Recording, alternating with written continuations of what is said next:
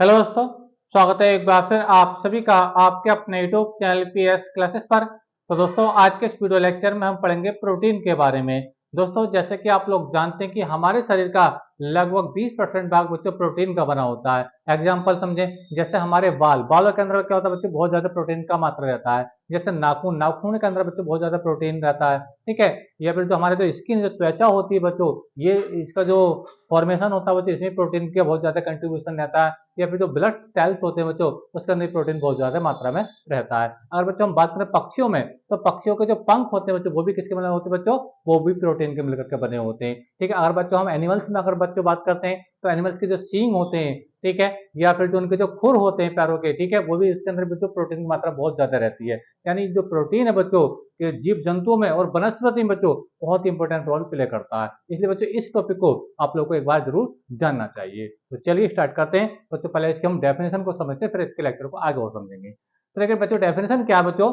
Protein nitrogen युक्त जटिल कार्बनिक यौगिक होते हैं। प्रोटीन नाइट्रोजन युक्त जटिल कार्बनिक यौगिक होते हैं, इसके अंदर नाइट्रोजन भी रहता है, ठीक है। कार्बनिक यौगिक होते हैं जो वनस्पति तथा जंतुओं, यानी वनस्पति मतलब पेड़ पौधों, और जंतुओं मतलब जो एनिमल्स वगैरह है, या जो हम तुम जो जीव है ना, प्राणी है, उनकी बात चल रही है। तो जो वनस्पति तथा जंतुओं में प्रचुर मात्रा में पाए जाते हैं। जैसे मैं भी आपको बता रहा था कि लगभग हमारे शरीर का 20% भाग किससे मिलकर बना होता है, प्रोटीन से मिलकर ही बना होता है, ठीक है। ये जीव जंतुओं के शरीर का मुख्य अवयव है, ठीक है। अच्छा, अब एग्जाम्पल समझो, जैसे बाल मैंने आपको बताया था। जो बाल होते हैं, बाल किससे इसके बालों में सबसे ज्यादा क्या होता है, तो प्रोटीन ही रहता है, ठीक है। फिर देखिए नाखून मैंने आपको बताया था।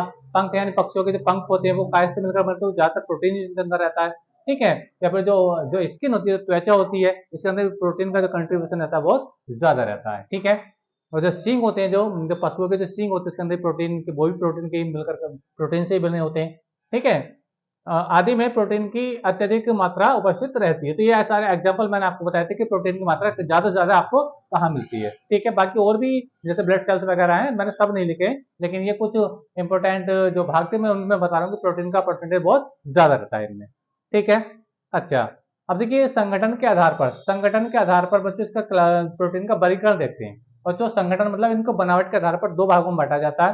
पहला होता है बच्चों आपका रेशेदार प्रोटीन, क्या होता है बच्चों, रेशेदार प्रोटीन होता है, ठीक है। दूसरा होता है बच्चा आपका ग्लोबुलर प्रोटीन होता है। रेशेदार प्रोटीन को बच्चे क्या बोलते हैं, फाइबर प्रोटीन के नाम से भी इसको जानते हैं, ठीक है। अब देखिए ये क्या होता है, देखिए बच्चों, इस प्रकार के प्रोटीन में पतली धागे जैसी संरचनाएं होती है। यानी जो आपका रेशेदार प्रोटीन होता है बच्चों, इस प्रकार के प्रोटीन में पतली धागे जैसी संरचनाएं होती हैं, इसलिए इसे रेशेदार प्रोटीन कहते हैं, ठीक है।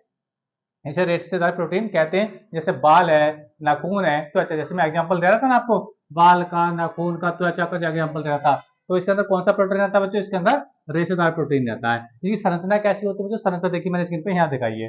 देखो, जैसे आप स्क्रीन पर देख पाए, इस फिगर को देखिए। अब इसमें देखो ये धागे चल रहे हैं, रेसे चल रहे हैं, ये रेसे समझ में आ रहा है आप लोगों को मेरी बात, ये जो रेसे टाइप के हो रही है, समझ में आ रहा है आप लोगों को मेरी बात। तो ये जो संरचना है बच्चों, ये किसी संरचना बच्चों, ये आपकी रेशेदार प्रोटीन की संरचना है, ठीक है। और ये इसका जो इसकी हेल्प से किसका निर्माण होता है बच्चों, बालों के अंदर रेशेदार प्रोटीन होता है, नाखूनों में रेशेदार प्रोटीन होता है, और जो स्किन होती है, त्वचा होती है, उसके अंदर भी रेशेदार प्रोटीन होता है। इसकी संरचना मैंने आपको बच्चों यहाँ पर दिखाई है, ठीक है। आगे समझ लीजिए, ग्लोबुलर प्रोटीन क्या होता है बच्चों, ग्लोबुलर प्रोटीन इस प्रकार के प्रोटीन के अणु मुड़कर लगभग गोलाकार आकृति बनाते हैं, इसलिए इन्हें ग्लोबल प्रोटीन कहते हैं। जैसे देखिए, अब देखिए ये एग्जांपल मैंने दिखाया, देखिए इसका एग्जांपल समझो, एल्बुमिन है, इंसुलिन है, हीमोग्लोबिन है, ठीक है, आदि में। अब यानी जो रेशेदार सॉरी ग्लोबुलर प्रोटीन होता है वो कहाँ कहाँ किसमें पाया जाता है बच्चों, एल्बुमिन में होता है, वो एल्बुमिन होता है, ठीक है, और इंसुलिन होता है, और हीमोग्लोबिन होता है, ठीक है।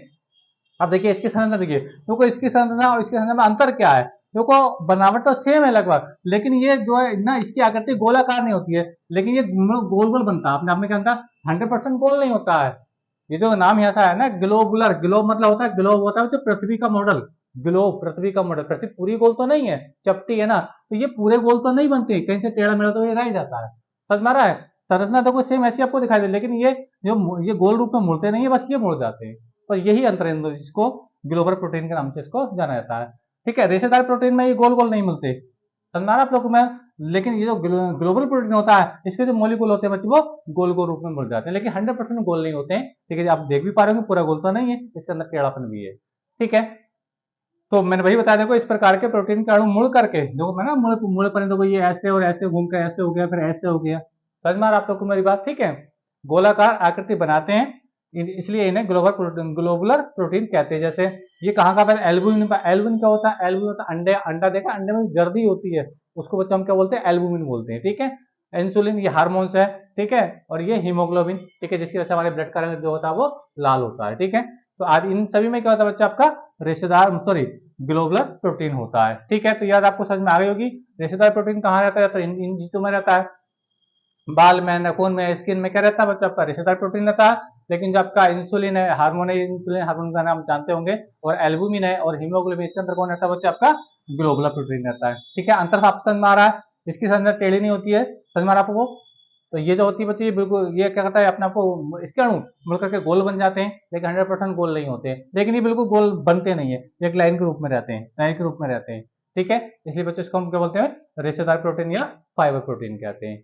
ठीक है, अच्छा, प्रोटीन के बच्चों जो सबसे अच्छे स्रोत हैं, तो प्रोटीन का जो सबसे अच्छा स्रोत माना जाता है वो अंडा माना जाता है। क्या माना जाता है? अंडा माना जाता है। प्रोटीन का सबसे अच्छा स्रोत माना जाता है अंडा है, या फिर पनीर है, पनीर भी प्रोटीन का अच्छा स्रोत है, या फिर बादाम है, बादाम भी तो प्रोटीन का अच्छा स्रोत है। समझ में आ रहा है आप लोगों को मेरी बात? या फिर सोयाबीन है, सोयाबीन भी प्रोटीन का बहुत अच्छा स्रोत है। समझ में आ रहा है आप लोगों को? तो ये कुछ मैं आपको 3-4 एग्जाम्पल मैंने बताए कि इन चीजों के अंदर प्रोटीन की मात्रा बहुत ज्यादा होती है। ठीक है, तो बच्चों ये आज हमने समझा, इसकी डेफिनेशन थी, ये प्रोटीन की डेफिनेशन थी, ये इसका वर्गीकरण था, इसकी संगठन के आधार पर, यानी इसकी संरचना के आधार पर। ठीक है, रेशेदार प्रोटीन क्या होते हैं और ग्लोबुलर प्रोटीन क्या होते हैं। ठीक है, बस इनमें कॉमन, देखो संरचना में अंतर क्या है, देखो इसकी संरचना देखो गोल नहीं हो रही है, बस इसकी संरचना क्या होती है? गोल हो रही है, बस यही अंतर है इन दोनों में। ठीक है, रेशेदार प्रोटीन की संरचना गोल नहीं होती है, इसके जो अणु होते हैं ना, अपने आप को क्या कहते हैं? गोलाकार बना लेते हैं, लेकिन 100% गोल नहीं, पूरे गोल नहीं होते हैं। तभी तो बोला ना, लगभग गोलाकार, पूरे गोल नहीं, लगभग गोलाकार होते हैं। ठीक है, तो आज के इस वीडियो लेक्चर बच्चों कैसा लगा कमेंट करके जरूर बताइए। चैनल पर नए हैं तो चैनल को सब्सक्राइब कर लीजिए। मिलेंगे नेक्स्ट वीडियो में किसी नए टॉपिक के साथ, तब तक के लिए धन्यवाद, बेस्ट ऑफ लक।